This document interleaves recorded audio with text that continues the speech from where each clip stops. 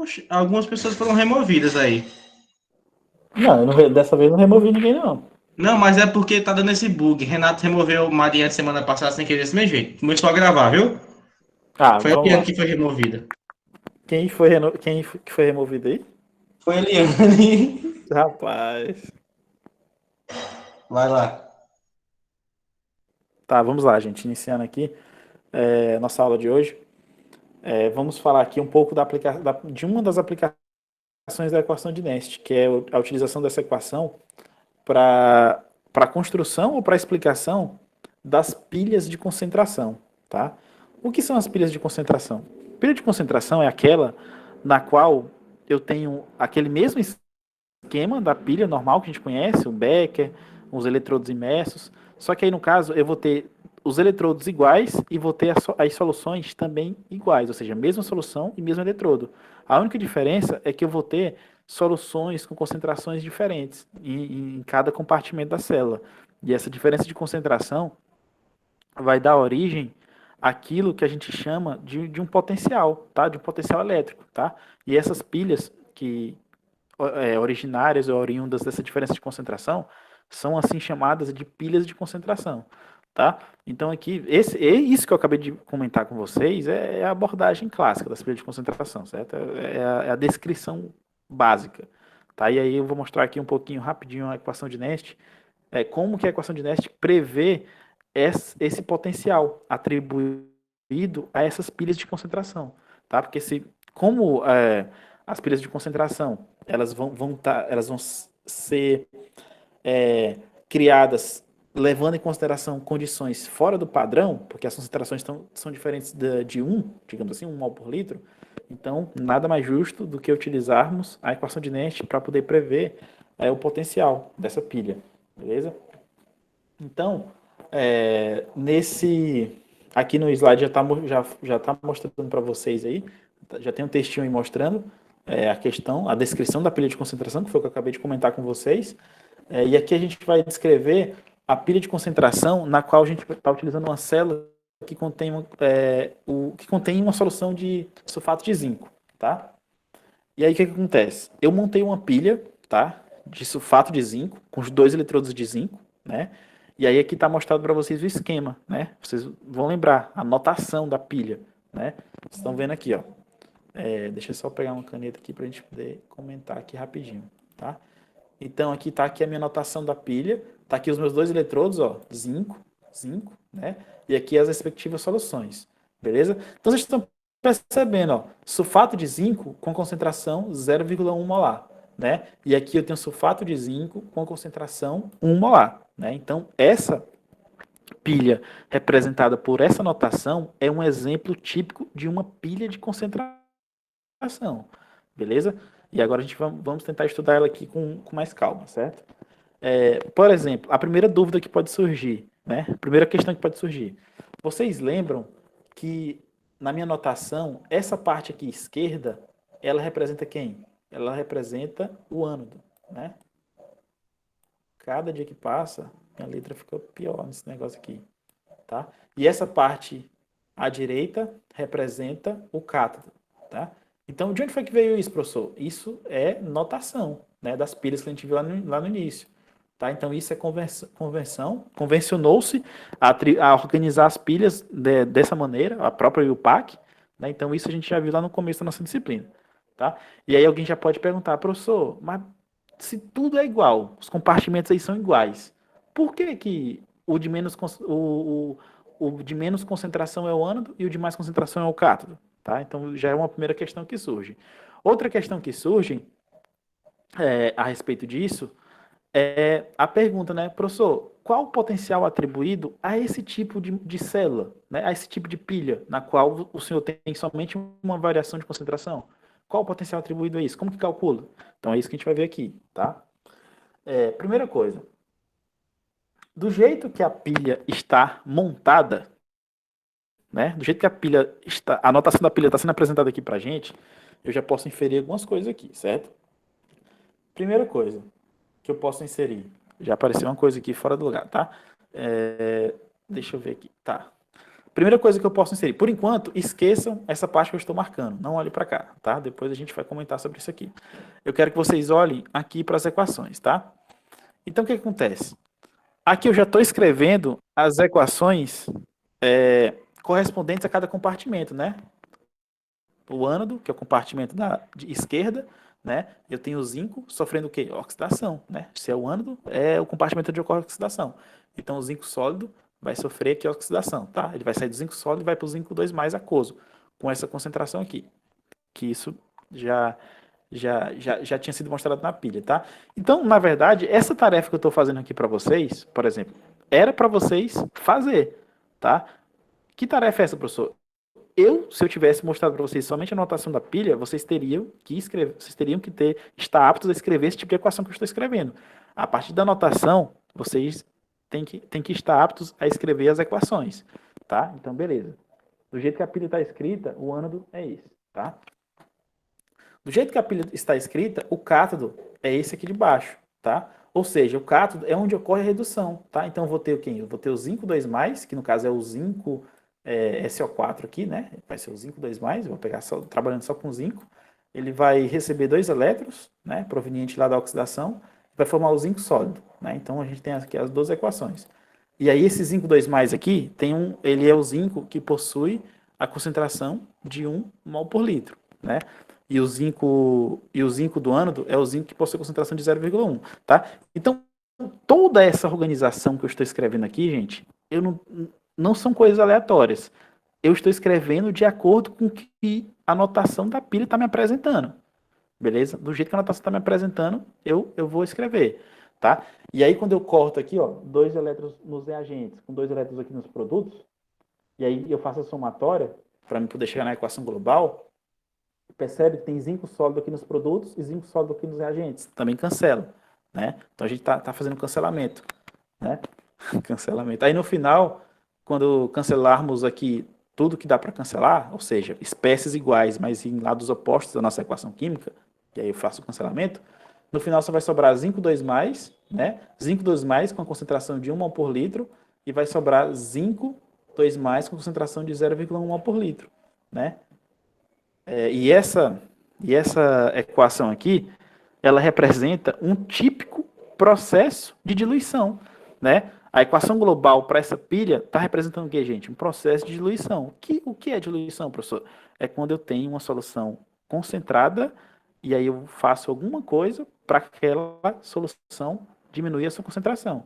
Geralmente lá em soluções, vocês já devem ter estudado, geralmente em soluções, o meu processo de diluição, ou seja, para mim diminuir essa concentração, eu adiciono solvente, né? Para fazer a diminuição dessa concentração, tá? Então, como regra geral, aqui nas pilhas de concentração, à medida que a pilha começa a funcionar, uma pilha de concentração, então as reações que estão acontecendo, a reação que está acontecendo ali naquela pilha, ela vai provocar um processo de diluição, tá? Então, você vai ter meio que migração de cargas da solução mais concentrada para a solução menos concentrada. Fala aí, Manuel.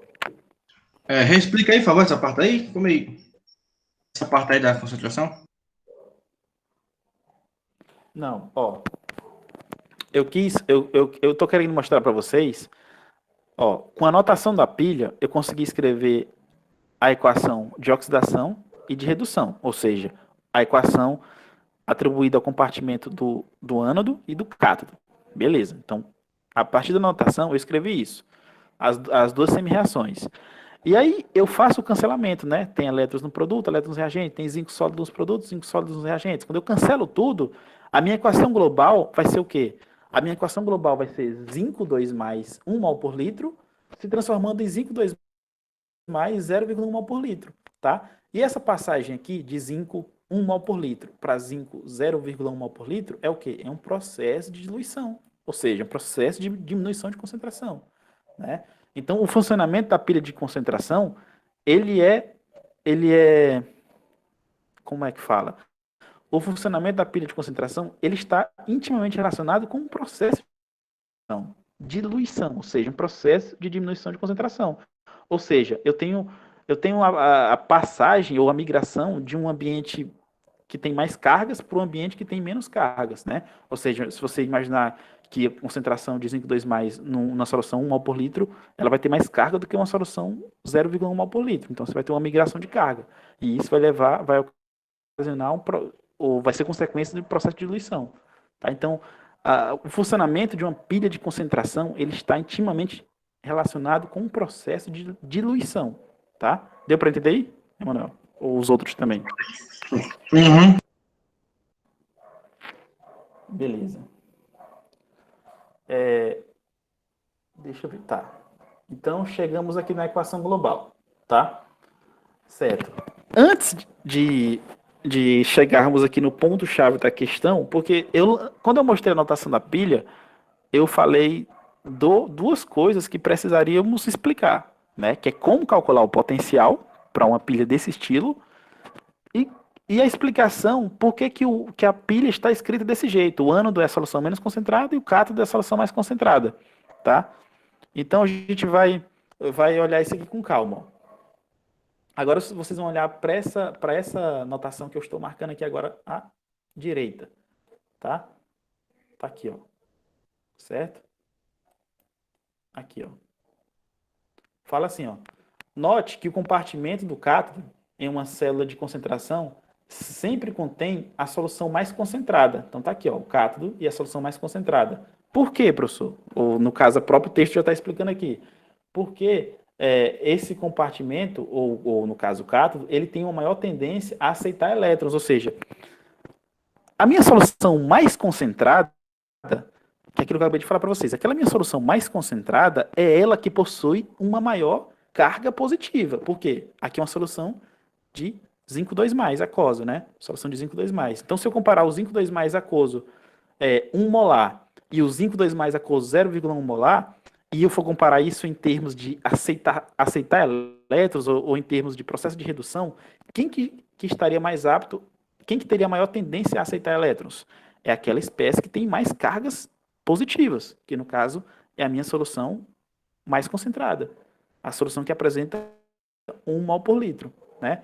Então é por isso que as pilhas de concentração são organizadas por isso. São organizadas dessa maneira, sempre admitindo que aquela solução mais concentrada, ela que vai sofrer a redução. Ela que vai ter a maior tendência a aceitar elétrons, falei. Mas não é porque, tipo, tenha mais, tipo, seja porque cátions, blá, blá, blá, esse tipo de cor, não. É simplesmente porque, como tem uma concentração, aumenta também a quantidade de elétron e a quantidade de próton na carga, por conta da concentração, não é isso? Tipo, não quer dizer que está desproporcional a quantidade de carga positiva e a quantidade de carga positiva na parte do cátodo. Mas sim que só aumentou a concentração, a quantidade que tem, tanto de elétron quanto de próton, digamos assim. Não, nós temos aqui variação de quantidade de cargas positivas em ambas soluções. Então, beleza. Entendeu? Ó, deixa eu te falar aqui. Pera aí. Deixa eu ver um jeito fácil de te explicar isso daqui. Ó, vocês já estudaram aquela questão de molaridade para soluções eletrolíticas, que você tem que levar em consideração o coeficiente estequiométrico quando a espécie é ionizada? Vocês já estudaram isso? Quando a espécie é dissociada, já estudaram isso? Já imagino. Já viu alguma coisa do tipo, né? Ou não? Por exemplo, ó, vamos no exemplo prático. Ó. Você pega uma solução, deixa eu ver. Vamos, por exemplo, a solução de cloreto de cálcio. O cloreto de cálcio, ele tem uma concentração de 1 mol por litro, né? E aí o cloreto de cálcio, quando ele sofre de dissociação, ele vai formar o cátion Ca2+, e vai formar o Cl-, né? Vai formar o Ca2+, e vai Cl-. Então, a concentração do Cl-, ela vai ser o dobro da concentração do cloreto de cálcio. Por quê? Porque quando ele dissocia, quando ele faz a dissociação, a gente está gerando 2 íons cloreto, tá? Então você vai perceber que pela própria dissociação você já tem uma variação da quantidade de cargas, tá? Da concentração inicial em relação à quantidade de cargas, tá? Então aqui, se eu tenho duas soluções de zinco 2+, em diferentes concentrações, eu posso atribuir essa diferença de concentração a diferentes quantidades de cargas que estão presentes ali dentro daquela solução. Porque não adianta você ter uma solução super concentrada e uma solução diluída. Não adianta eu querer imaginar que a quantidade de carga presente nas duas concentrações vai ser igual, porque não vai, né? Não vai, tá? Por quê? Porque ali a concentração, ela está levando em consideração a quantidade de matéria desse íon dividido pelo volume da solução, tá? Então, se eu tenho uma solução mais concentrada, quer dizer que eu tenho mais íons presentes ali naquela solução do que uma diluída. Não sei se deu para entender o raciocínio aí. Meu, uhum. Deixa eu ver aqui. Qual o problema que tá tendo com a Mariane, hein? Ah, porque Não, na hora é que porque eu eu fui falei com ela, trocar de... Eu tava com o meu celular. Eu troquei de celular. Ah, beleza.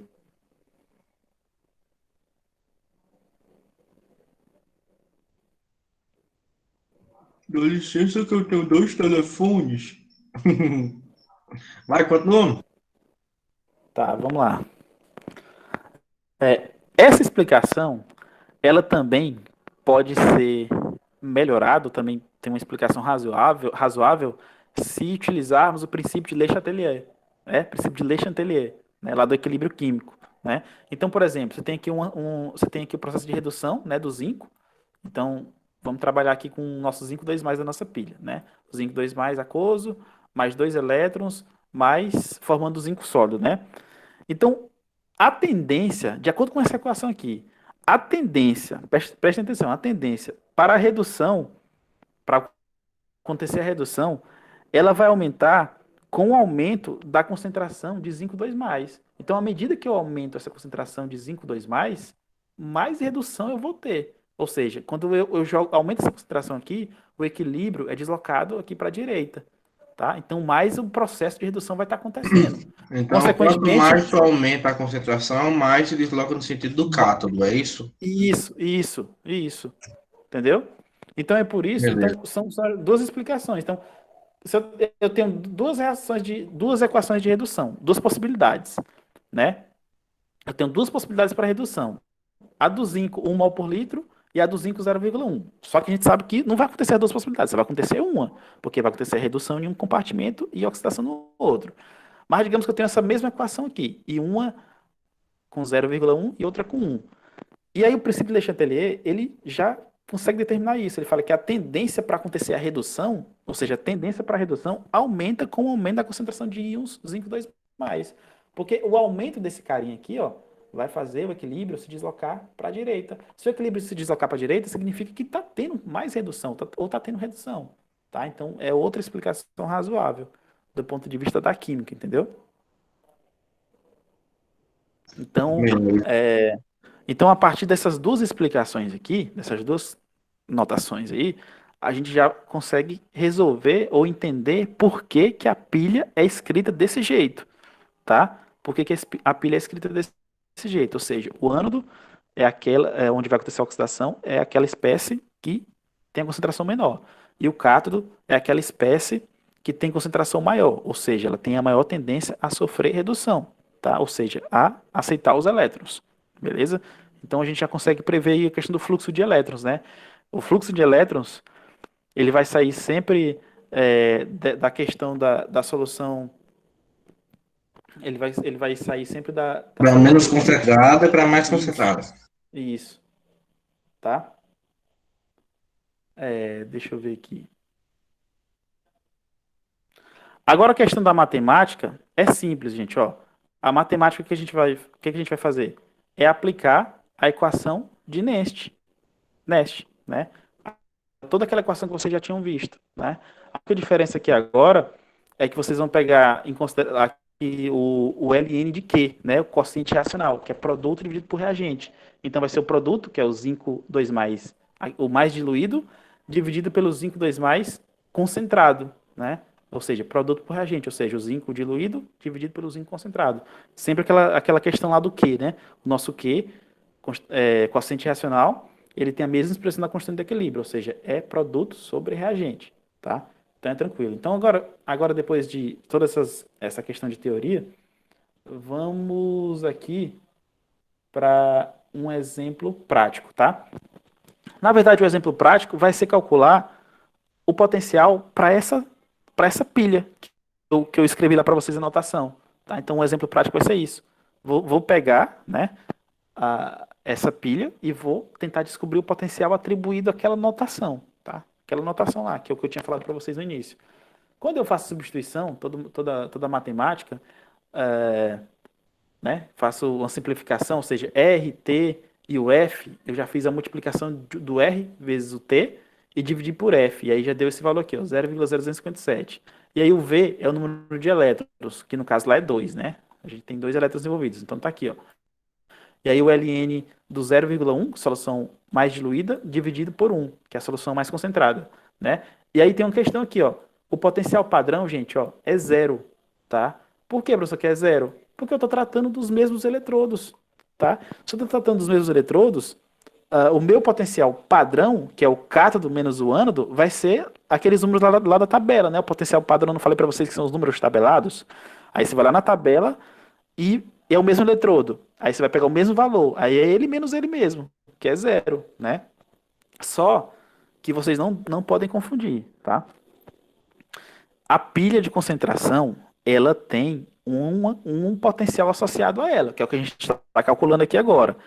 Agora, se eu perguntar para vocês se a pilha de concentração tem o mesmo potencial padrão, ou seja, se o potencial padrão dela é zero, tem o mesmo, tá? Que é é o valor lá das tabelas.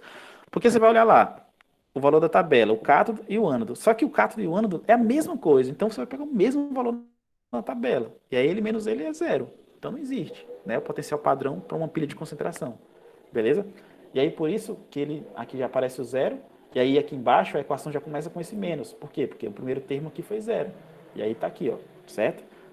E aí, quando eu mostro as equações, gente, eu não gosto muito de ficar falando muito das equações. Eu prefiro mostrar lá rápido aqui, e aí eu prefiro que depois vocês olhem os slides e refaçam as continhas aí e cheguem aqui nos resultados, tá? E aí depois que a gente faz as contas aqui, o velho matematiquês, chegamos nesse valor, 0,030 volts, tá? 0,030 volts para essa pilha que eu estou estudando aqui, tá? Aquela pilha que eu mostrei para vocês a notação. Aí alguém vai falar, professor, essa diferença de potencial aí, o senhor disse que não era zero, mas ela é muito pequena. Realmente, né? 0,030 é um valor pequeno. Ou seja, é uma diferença de potencial, é uma FEM que não tem utilidade prática, beleza? Essa FEM não tem utilidade prática. No entanto, o conceito de sua operação é importante. É importante aqui. Por que é importante? Porque lá no futuro, se vocês se interessarem lá na frente em estudar umas coisas chamadas potenciais de membrana, que está relacionado com a eletroquímica e com a bioquímica, né? Aqueles potenciais que desenvolve-se a partir das diferenças de cargas entre as células no ambiente interno e externo. Aquela diferença de carga gera um potencial, chamado potencial de membrana, tá? E aí esses potenciais de membrana, eles têm essa magnitude de potencial, e o conceito é baseado em pilhas de concentração, tá? Porque geralmente você tem o mesmo cátion, digamos, algumas células nervosas ou células normais tem a presença de cátions de potássio, K+, tanto no interior da célula quanto na parte exterior. Você tem uma diferença de concentração. E essa diferença de concentração vai dar origem a um potencial. E esse potencial, na própria célula, consegue ser estimado com base nessas equações aqui de Nernst, para a pilha de concentração. Tá? Então você percebe que ela não tem utilidade prática, esse potencial baixo aqui para a gente, né? Aqui do ponto de vista da eletroquímica. Mas se eu for expandir o meu estudo lá para bioeletroquímica, digamos assim, misturar eletroquímica com bioquímica, aí esse conceito ele já vai se tornar bastante importante. Vai ter uma aplicação bastante significativa nessa área específica de estudo. Deu para entender aí, gente?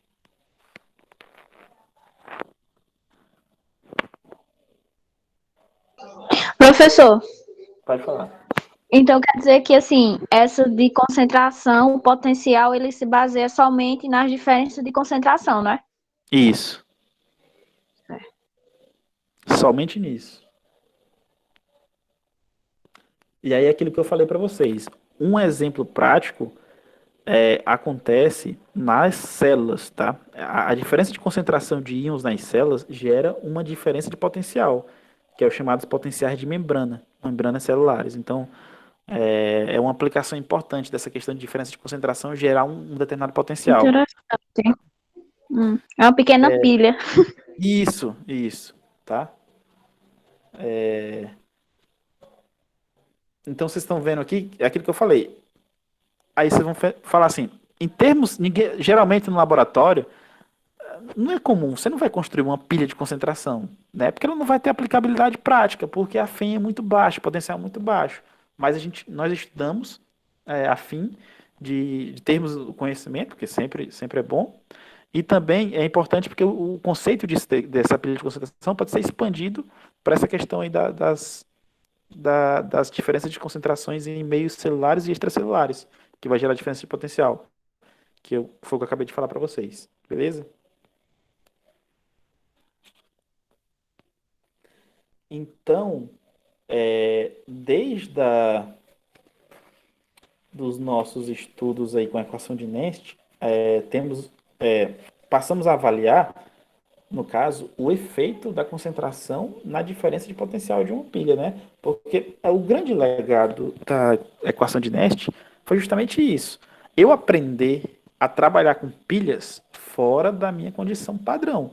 Ou seja, eu levar em consideração efeitos de concentração para minha pilha, tá? E esse para minha pilha quer dizer o quê? Quer dizer para o meu potencial. Porque o coração da pilha, ou seja, o grande segredo ali da pilha, em termos de propriedade, é essa diferença de potencial, ou seja, é a energia que ela vai me gerar, né? Então, a gente tentando aprender o máximo que a gente conseguir em relação à diferença de potencial, os fatores que influenciam, mais importante não, mais rico vai ser o nosso conhecimento a respeito disso, tá? Então, com base na equação de Nernst, verificamos ou conseguimos verificar ou contabilizar o efeito da concentração no potencial de uma pilha, tá? Então isso já foi o que a gente conseguiu notar, o que a gente conseguiu estudar até agora. Caramba, minha garganta tá doendo agora, que estranho. Então vamos lá. Vai beber água? Não, pode não. Vamos lá.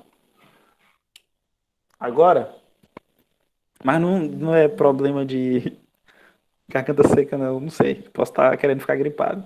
Querendo não, posso estar ficando gripado, porque querer ninguém quer, né? Então vamos lá. Mas, todo mundo já fica com medo, né? Ainda bem que tá no distanciamento social. Mas sem brincadeira, gente. Vamos lá. Vamos lá. Perdi até a concentração. Beleza. Então agora, vamos estudar outra questão relacionada com uma FEM, tá? Porque a gente já viu que a concentração interfere, né? Vamos agora verificar como que a temperatura interfere na FEM, ou seja, a dependência da FEM, que é a nossa diferença de potencial, ou força eletromotriz, como que ela depende da temperatura. Porque até agora, comentamos basicamente, não falamos nada de temperatura, né? A gente trata a temperatura aqui como uma constante. Lá na equação de Nernst, por exemplo, né? Vocês viram que eu falei que aquela equação ela usa um T igual a 298 Kelvin. Então eu estou tratando a temperatura constante. Mas aí pode surgir a pergunta, beleza, professor, mas quando a temperatura não for constante, que tratamento que eu devo fazer? Né? Então como que a FEM ela vai se comportar em relação a isso, tá? Então é o que a gente vai estudar aqui agora, certo? Deixa só eu ver aqui, beleza. E aí vai surgir aqui uma questão que vocês vão lembrar lá das funções termodinâmicas, tá? Vamos voltar para funções termodinâmicas um pouco, certo? Essa equação aqui, vocês já conhecem, né? Que é a equação que trata do ΔG padrão de reação com um potencial padrão de um eletrodo, de uma pilha, de um processo, né? Então, o ΔG padrão de uma reação, ele é igual ao menos o número de elétrons associado àquele processo ou àquela reação, vezes o F, constante de Faraday, vezes o potencial padrão para aquele processo, para aquela reação, né? Então, essa equação aqui você já conhece, né? Agora, digamos que eu vou fazer o quê? Eu vou pegar essa equação que está aí bonitinha e vou diferenciar ela, ou seja, eu vou derivar toda essa equação em relação à temperatura, admitindo a pressão constante. tá? Aí alguém vai falar, por que você quer fazer isso, professor? Porque eu quero verificar qual o efeito da FEM em relação à temperatura. Ou seja, se eu for derivar essa relação, essa equação, eu não posso derivar ela em relação à pressão e manter a temperatura constante, porque eu quero verificar o efeito de temperatura, então eu tenho que derivar ela em relação à temperatura. Ou seja, a minha temperatura vai ser variável, né? Então, quando eu quero tratar uma equação, quando eu quero, digamos que eu tenho uma equação e eu tenho uma incógnita lá dentro. Eu quero saber o comportamento dessa equação em relação àquela incógnita x. Então, eu vou ter que derivar aquela equação em relação a x. Então, é isso que eu vou fazer. Vou derivar ela em relação à minha incógnita de interesse, que é a temperatura, que é o que eu estou estudando aqui. Beleza? Ou seja, tá aqui, ó. Então, quando eu falo isso, ó, que vou derivar a minha equação, ou seja, que eu vou derivar o meu ΔG de reação em relação à temperatura, mantendo a pressão constante, a notação que eu tenho que fazer quando eu escrevo essa palavra, ou quando eu falo essa frase aqui, ou quando eu escrevo, do ponto de vista matemático, a equação que tem que aparecer é essa, tá? Ou seja, eu diferenciei o ΔG em relação à temperatura, ou seja, D de ΔG dividido por dt, fecho parênteses, e o P aqui fora, ó. Então, esse P aqui na parte externa do parênteses quer dizer que ele é uma das minhas grandezas que está constante. Então, o P aqui não está variando, a pressão está constante. Tá? Então, se eu derivei o primeiro membro da minha equação, eu também tenho que derivar o segundo membro da equação. Tá? Então, é assim que a gente trabalha aqui a matemática. Beleza? Então, quando eu faço a derivada aqui do segundo membro da equação, eu coloquei aqui fora do parênteses o número de elétrons, que é uma constante, não vai variar.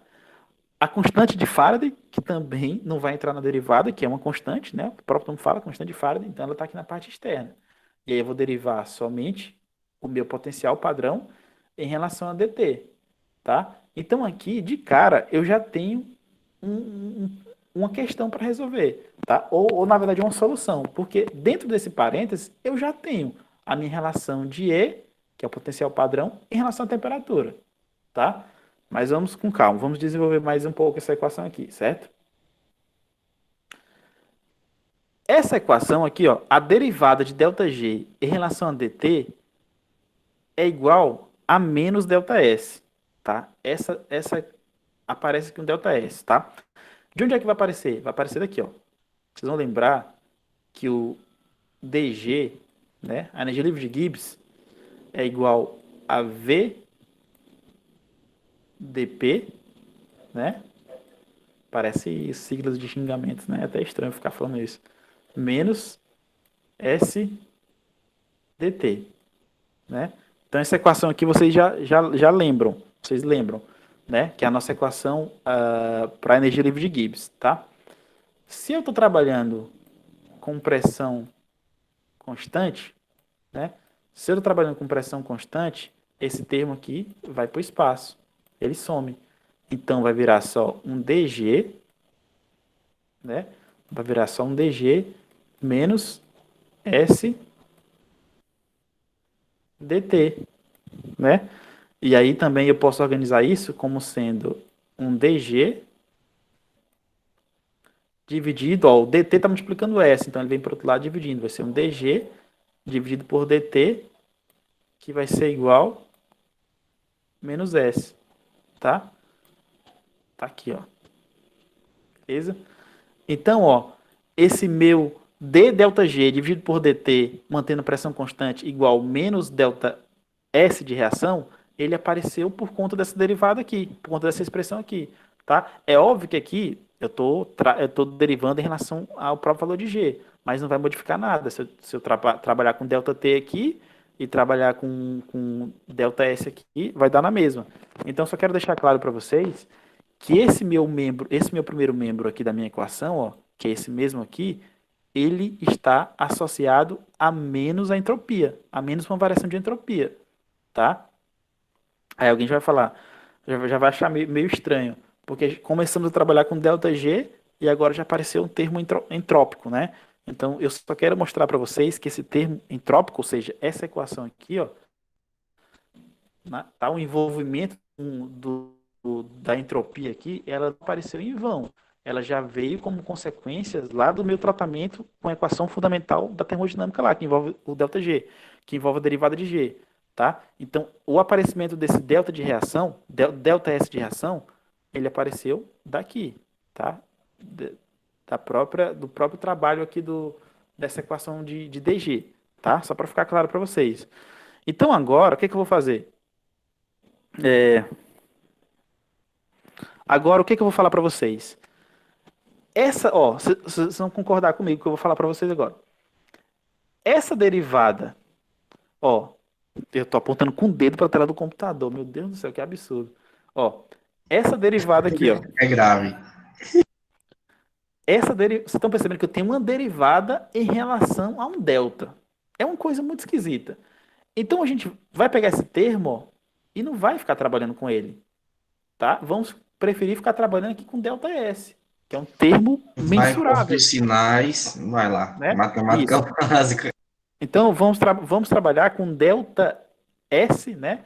Uma quantidade mensurável, né? Um delta S de reação padrão, né? Então isso aqui some. Então esse delta S de reação padrão, menos delta S de reação padrão, vai ser igual a menos V F delta derivado de E em relação a dt a pressão constante, né? E aí, como vai ter sinal negativo dos dois lados, podemos multiplicar por menos 1, né? E aí vai virar aqui essa equação aqui de baixo, tá? Deixa eu ver aqui. Beleza? Então, eu só fiz substituir, né? Quem quer d delta G sobre dt a pressão constante? É menos ds. Então, eu jogo menos ds aqui, né? O menos ds entra aqui nessa expressão. Então, vai virar menos ds igual menos vf e essa derivada aqui, ó. E aí eu multiplico tudo por menos 1, e aí eu chego aqui nessa equação aqui de baixo, ó, tá? Deixa eu ver. Já já eu vou abrir para perguntas, gente, só um minuto. Quando eu chego nessa equação aqui de baixo, eu tenho uma informação muito importante, tá? Que equação aqui de baixo é essa, professor?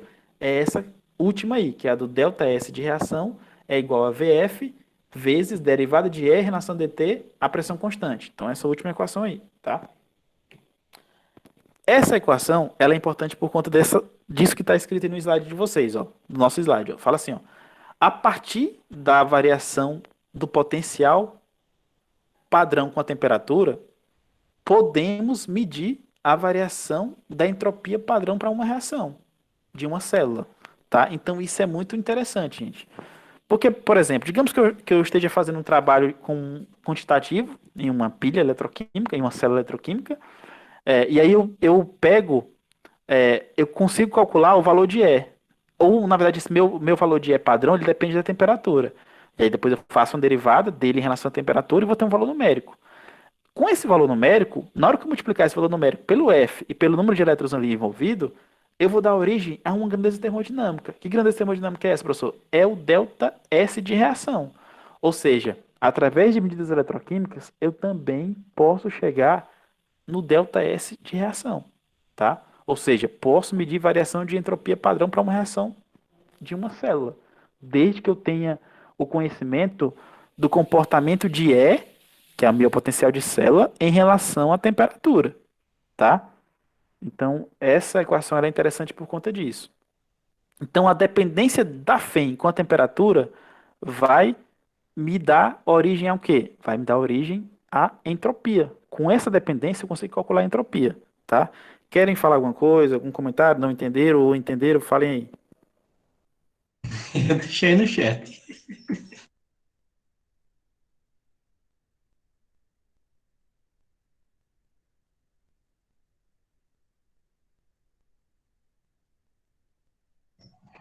Não, é só brincadeira, porque a gente é diferente demais, a gente vê um negócio, uma aula e conseguir entender. É muito bom. Aí eu tava só brincando, ou seja, se varia a temperatura, provoca desordem na polpa da pilha. Só besteira mesmo.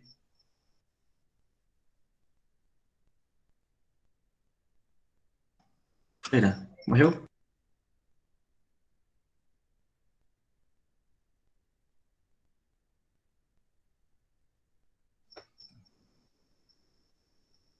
Tu percebeu que tu desligou o microfone, né? Ah, percebi. Agora voltou. Eu já vou adiantar para vocês que eu vou trazer uma questão enjoada com relação a essa expressão aqui para vocês, tá? Então vão se preparando aí. Vai ensinar a gente a fazer? Vou. Não, na verdade eu vou trazer na lista de exercícios para vocês, mas aí eu vou ajudar vocês, tranquilo.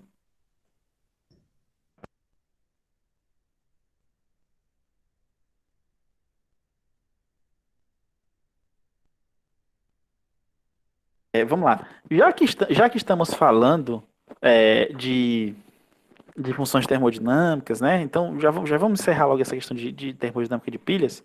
Nós já tínhamos falado bastante, então já vamos encerrar essa questão aqui. Encerrar de que ponto de vista? Já vimos que o ΔG ele tem uma relação direta com o potencial padrão da pilha.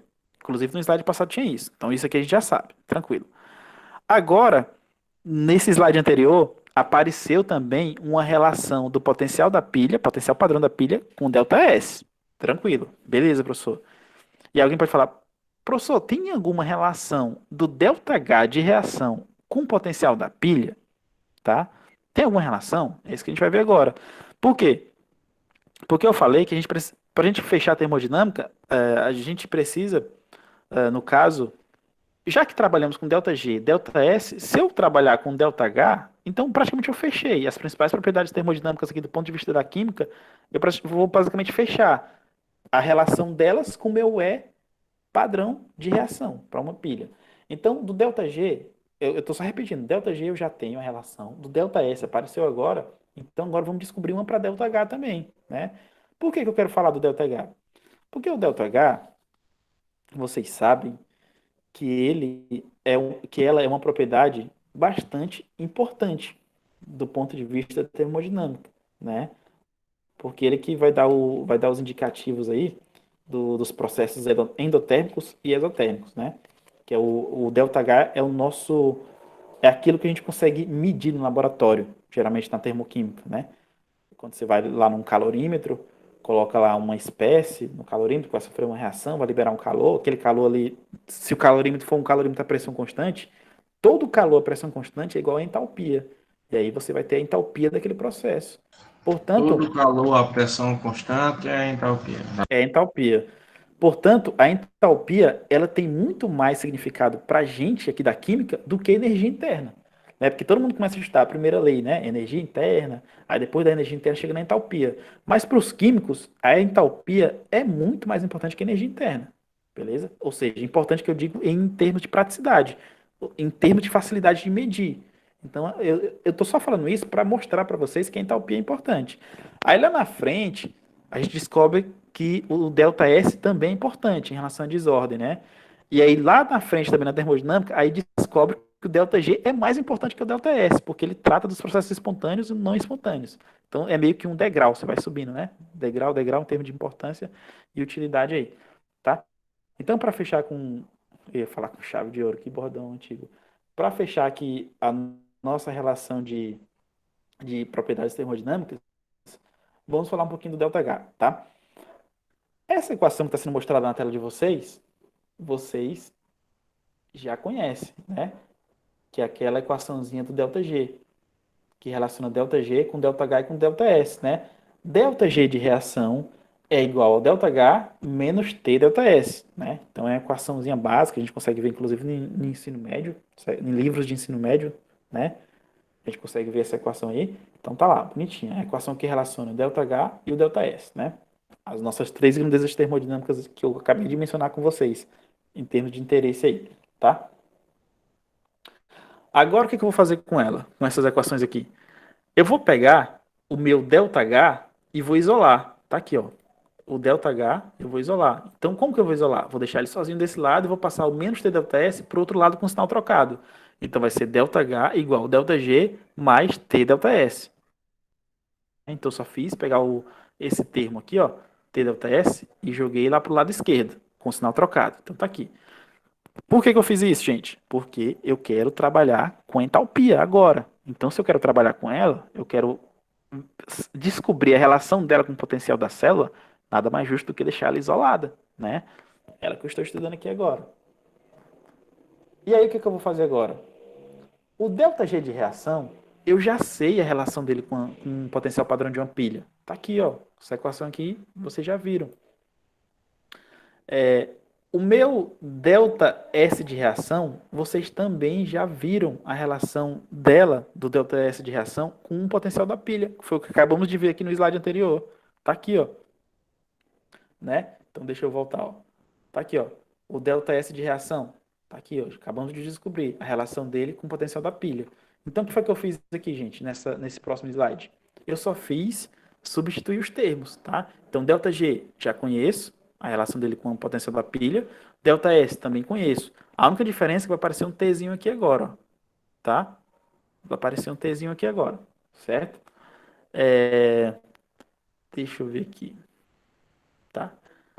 E aí, qual o interesse, gente, dessa reação aqui, dessa equação aqui pra gente, ó? ΔS, ΔH de reação, né?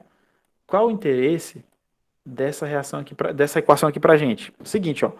Porque com essa equação, eu vou conseguir medir o ΔH de uma reação por um método não calorimétrico, tá?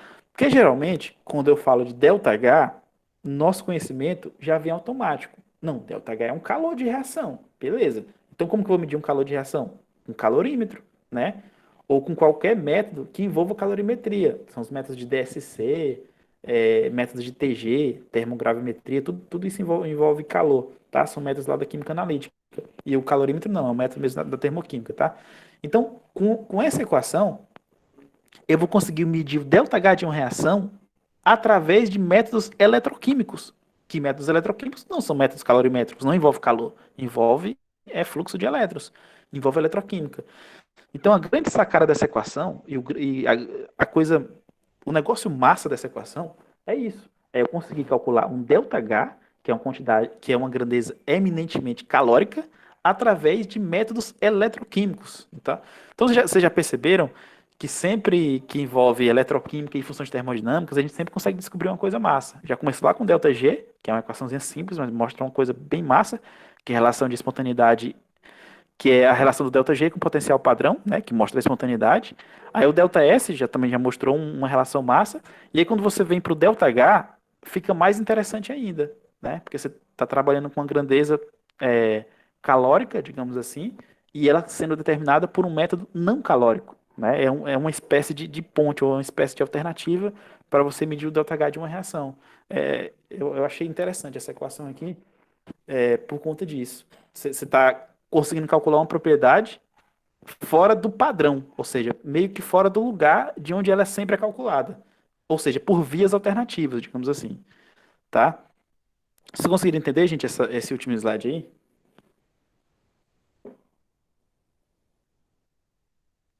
Sim. Beleza. Deixa eu perguntar uma coisa para vocês. A turma de vocês não vai ter aula agora não, né? Depois dessa minha aula? Pelo menos eu e Mariana a gente não tem. A gente só tem uma reunião que a gente marcou com o orientador, mas por aí vai.